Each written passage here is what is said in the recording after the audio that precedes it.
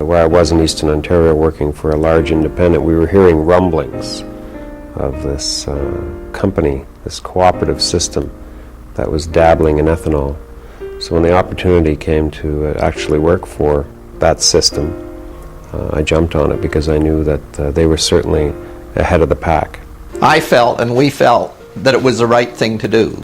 I couldn't see Major Oil doing it because, like, who in their right mind in their organizations, when they had overproduction, would agree to 10% less production and adding something else to their gasoline?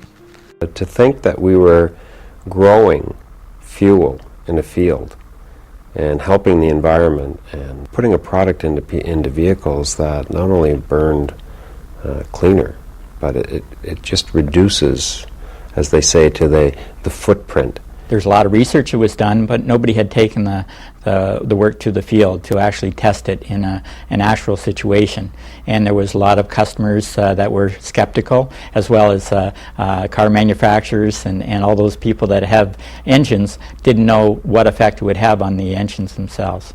They had tested the product at a couple of locations, and the consumers loved it, and especially the farmers, they really liked it. It appeared to me like it was a win-win-win because it would be good for our member customers, it could be very positive for the rural communities, and it was extremely good for the environment. All we needed to make it viable was that ethanol be treated as any other gasoline additive, that the ethanol portion would not attract gasoline tax. The federal government wouldn't give us that. So we were working again extremely hard with the corn producers and the Canadian Renewable Fuels lobbying so that we could roll it out.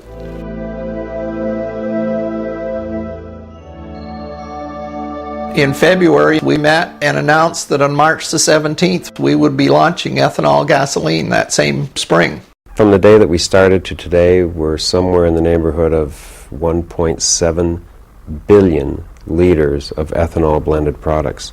And now we have the only 2 locations in Ontario that actually offer E85, which is an 85% blend of ethanol. There will be biodiesel.